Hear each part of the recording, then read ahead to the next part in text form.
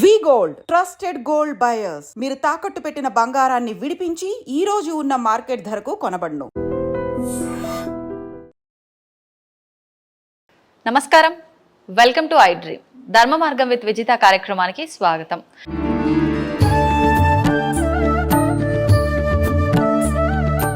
నమస్కారం అండి. నమస్తే అమ్మా. గురువు గారు, స్వామివారికి పచ్చకర్పూరంతో బొట్టు పెట్టడం అనేది చూస్తుంటాం నామం లాగా. అంటే అసలు నిజంగా ఈ బొట్టు పెట్టడం వెనకాల ఉద్దేశం ఏంటి? ప్రత్యేకించి పచ్చకర్పూరంతో బొట్టు అంటే నాకైతే వినటానికి కొంచెం కొత్తగానే ఉంది.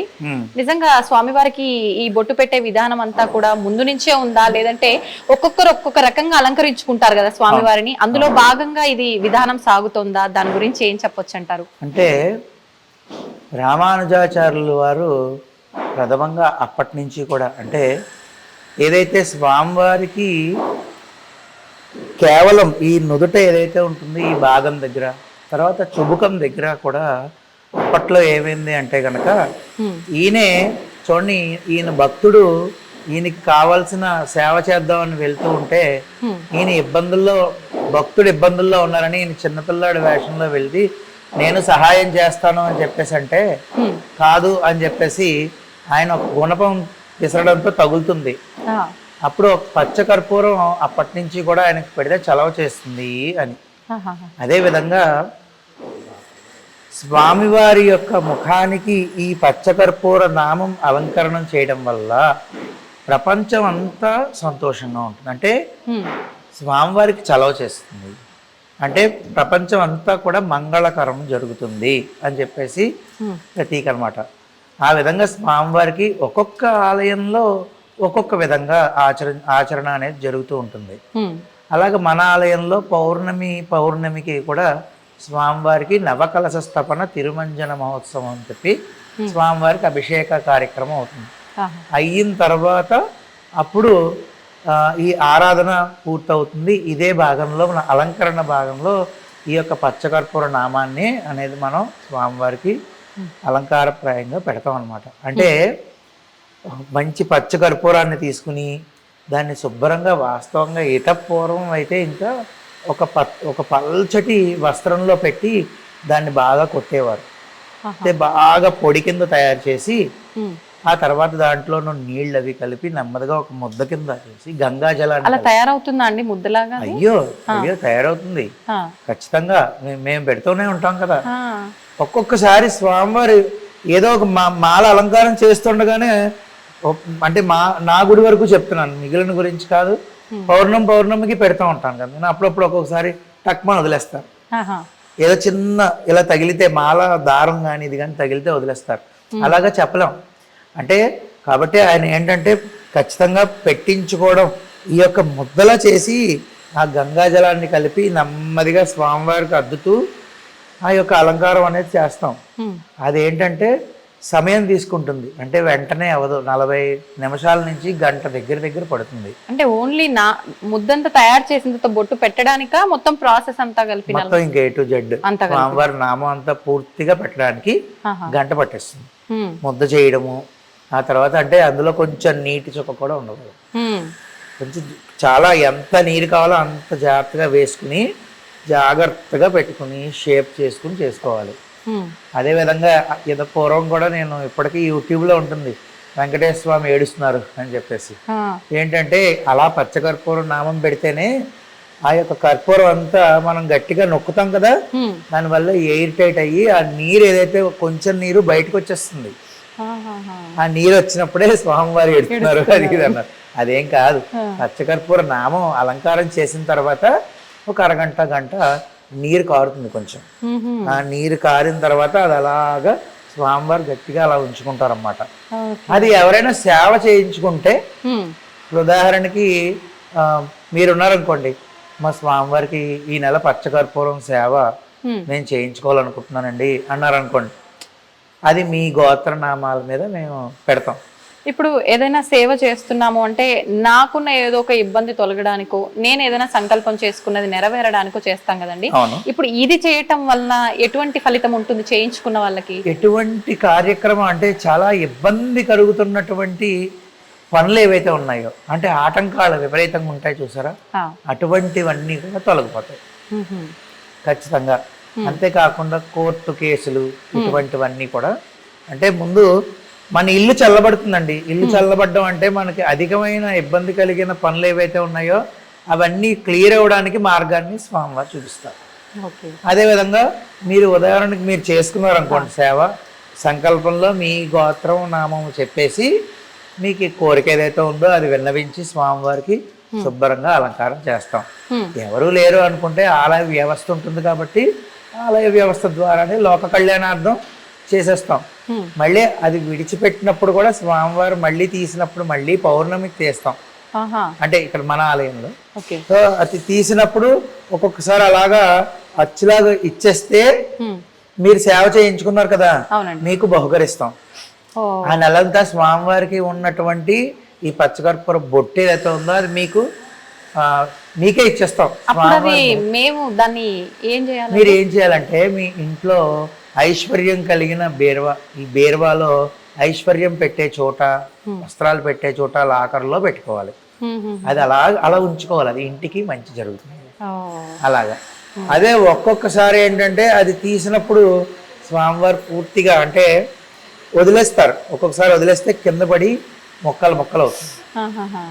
అప్పుడు ఏం చేస్తామంటే దాన్ని తీర్థం పొడి ఉంటుంది కదండి, ఆరాధన చేసినప్పుడు తీర్థం పొడి వేరు, ఆరాధన అయ్యాక ఇది కొంచెం తీసి ఆ తీర్థంలో వేస్తాం భక్తులకి. భక్తులందరికీ కూడా ఆ తీర్థం స్వామివారి యొక్క పచ్చకర్పూర నామం యొక్క తీర్థం వితరణ చేస్తాం. అలాగా ఈ పచ్చకర్పూరం అనేది ఏంటంటేనండి మీకు ఎంత మంగళకరమో రెండు పరిహారాలు చెప్తాను. వ్యాపారం అవ్వట్లేదు, మీకు ఏ పని అవ్వట్లేదు అనుకున్నా కూడా మీరు పెట్టుకునే కుంకుమ ఉంటుంది కదా, ఆ కుంకుమంలో ఈ పచ్చకర్పూరాన్ని పొడి కింద చేసి కలిపి దాన్ని పెట్టుకుని చూడండి, కొద్ది రోజులు అత్యద్భుతమైన ఫలితం వస్తుంది. చాలా చాలా శక్తి పెరుగుతుంది. అంటే మనం కుంకుమ బొట్టు పెట్టుకుంటేనే మనకి శక్తి, నరదిష్టి తగలదు. ఈ పచ్చకర్పూరాన్ని యాడ్ చేసి పెట్టుకుంటే మీకు ఏంటంటే మీ మాట వింటారండి, ఒక మాటలో చెప్పాలంటే మీ పని అవుతుంది. అలాగా వ్యాపార స్థలంలోనూ ఇన్ని పచ్చకర్పూరం ముక్కలు ఒక 100 గ్రాములు 150 గ్రాములు ఒక రెడ్ క్లాత్లో కలిపి వ్యాపార స్థలం పైన కట్టుకుంటే ముఖద్వారానికి మధ్యన పైన, అంటే దాని కింద నుంచి వెళ్ళడం రావడం జరగాలి. ఈ యొక్క ఎవరైతే ఉంటారో కొనుక్కోవడానికి వెళ్ళిన వాళ్ళు, అది జరిగితే చాలా మంచిది. పచ్చకర్పూరంలో ఒకటని నేను చెప్పలేనమ్మా, అద్భుతమైన తలనొప్పిగా ఉంది, ఎంత మంచి కొబ్బరి నూనె ఉంటుంది కదా, దాంట్లో ఈ పచ్చకర్పూరం పొడేసి ఇలా రాసుకుంటున్నంత మాత్రం చేత చల్లబడిపోయి మీరు ఆశ్చర్యపోతారు. ఎప్పుడైనా మీరు అస్సలు ఆశ్చర్యం చెందుతారు, మీరు నిమిషాల్లో తగ్గుతుంది, అంత శక్తివంతమైంది.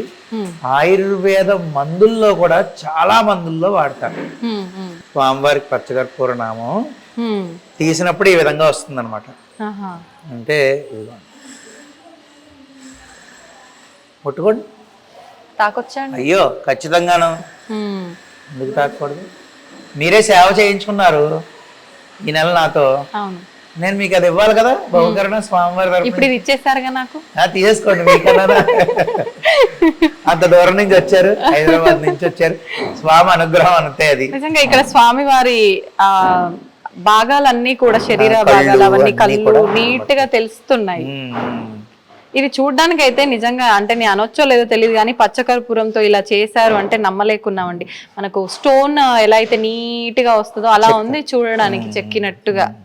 మనం పెట్టినప్పుడు మనం చూసినప్పుడు అదే విధంగా అనిపిస్తుంది మనకి.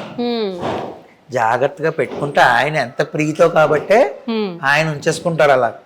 ఇది ఉంచడానికి కొంతమంది అయితే ఏమైనా గమ్ పెడతారా, ఏమైనా పిండి ఏమైనా కలుపుతారా, అది మహా దోషభూయిష్టమైన కార్యక్రమాలు. అది అస్సలు ఎప్పుడు అటువంటివి చేయకూడదు. స్వామి దగ్గర అటువంటి వేషాలు వేస్తే ఆయన ఊరుకుంటాడా? కేవలం పచ్చ కర్పూరము గంగాజలమే.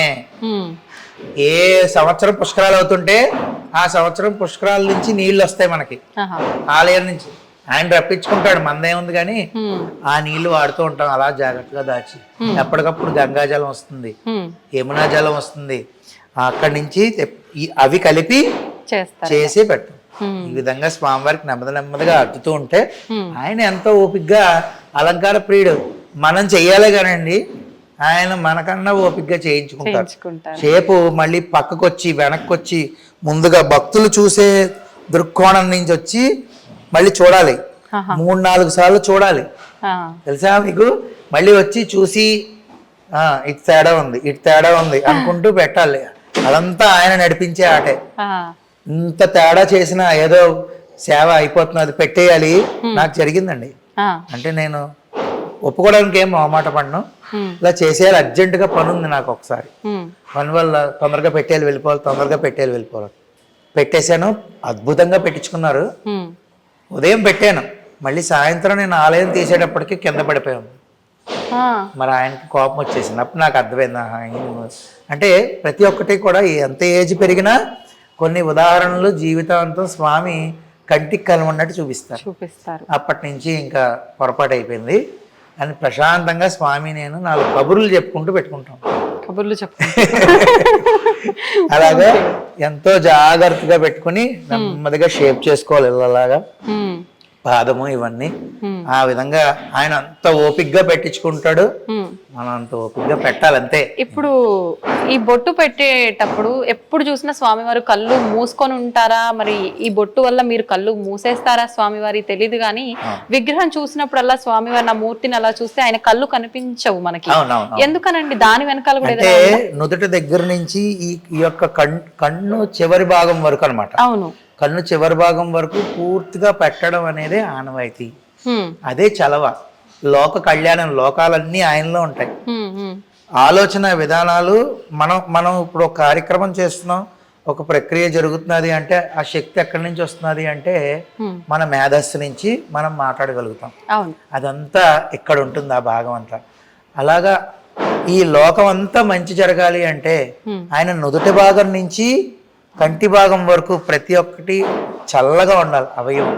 అప్పుడు ఆటోమేటిక్గా లోకం. మీకు ఉదాహరణ, యశోదామాత నువ్వు మట్టి తిన్నావా అంటే నేను తినలేదు కావాలంటే చూడు అని చెప్పేసి ఆయన నోరు ఇలా ఎత్తగానే లోకాలు ఎలా చూసింది?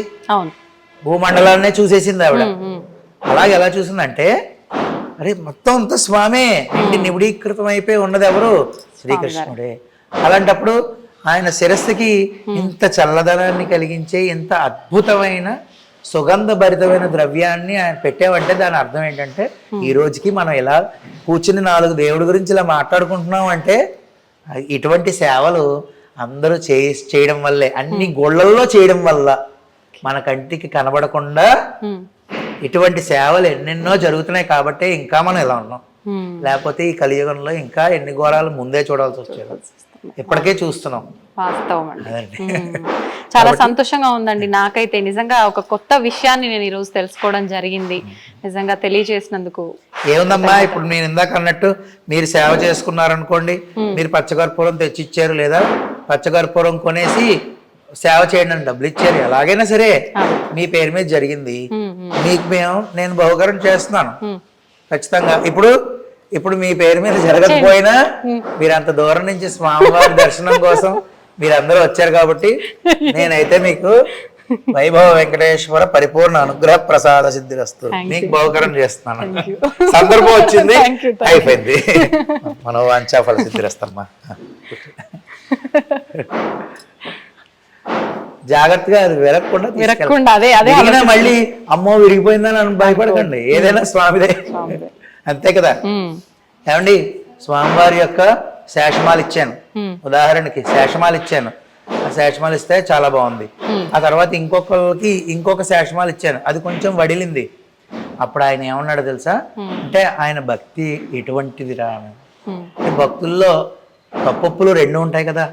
ఆయన ఏమన్నాడంటే అయ్యో కొంచెం పాడైపోయిందండి అని నేనే అన్నాను. అంటే ఆయన అన్నాడు, ఏమండి బంగారం నెక్లెస్లా చేసినా బంగారమే, బంగారం దాన్ని ఒక బిస్కెట్ లాగా ఉంచినా బంగారమే అంతే. ఇది వడిలిపోయినా స్వామివారి మాలే, ఆయనకి మీరు మంచి చేసినా అది స్వామివారి మాలే. ఈ వడిలిపోయిందే నా దగ్గరికి వచ్చింది, అంతకన్నా సంతోషం నాకేముందండి అన్నాడు. నిజమే కదా, మరి అంత గొప్ప మనసు ఉండాలి అలా ఆలోచించే. అది నేను ఆ భక్తుడిని చూసి తెగ ముడిచిపోయాను. అలాగా అది విరిగిపోయినా ఏం దోషం లేదు, శుభ్రంగా ఇంట్లో అసలు పెట్టుకోండి. భయపడినట్టు. దా చెప్పండి. అంటే చెప్పలేం, ప్రయాణం చేస్తున్నప్పుడు ఏదేమైనా అవ్వచ్చు. ఏం మీరు అన్నది పర్లేదు. వాస్తవము. నేను మీకు దానికి సేఫ్టీగా ఉండే బాధ్యతగా ఇస్తానండి. అలాగే. వస్త్రంలో పెట్టిస్తాను, వస్త్రంలో పెట్టి జాగ్రత్త పెట్టుకున్నారు కానీ థ్యాంక్ యూ అండి. చేసుకున్నారండి.